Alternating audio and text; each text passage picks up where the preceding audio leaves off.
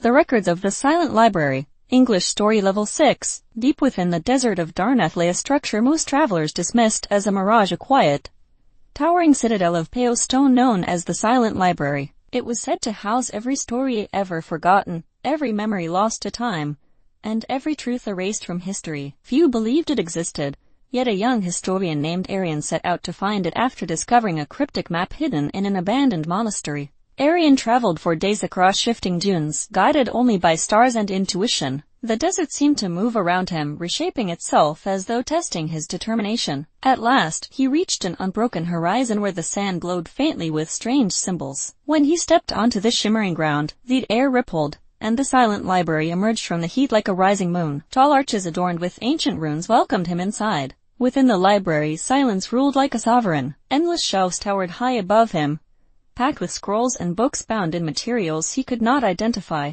The air tasted of dust and distant memories. Arian felt as though he had walked into the mind of time itself. As he ventured deeper, he noticed that some books glowed faintly, as if calling out to him. In the central hall, he encountered the librarian, a tall figure in flowing robes woven from parchment-like threads. Its face was smooth, blank, reflective like polished glass. The librarian spoke without sound, its words forming directly in Arian's thoughts.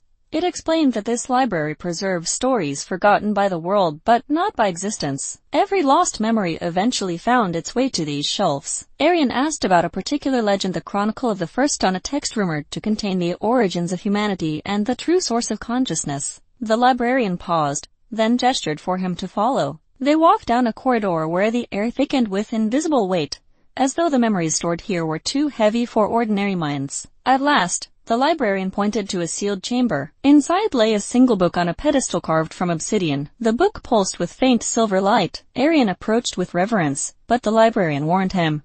Reading the chronicle required confronting truth stripped of illusion. Many who attempted it were overwhelmed by the sheer magnitude of the knowledge. With steady breath, Arian opened the book. Light spilled forth, and he felt himself pulled into a vast cosmic memory, visions of early worlds forming, consciousness flickering like sparks in the dark, and the first beings awakening to thought. He saw civilizations rising and falling, their stories lost yet preserved in the silent library. He realized that human memory was only a fragment of what truly had existed. But amid the wonder, Arian felt a subtle warning. The chronicle hinted that forgetting was not a flaw but a safeguard. If humanity remembered everything, every sorrow, every mistake, every burden of history, it would drown beneath the weight of its own existence. Some stories were forgotten not by accident but by necessity. When he closed the book, tears streamed down his face. The librarian watched without judgment. Arian understood that he could not take the chronicle with him, nor reveal much of what he learned, but he could carry its wisdom in quieter ways, teaching compassion,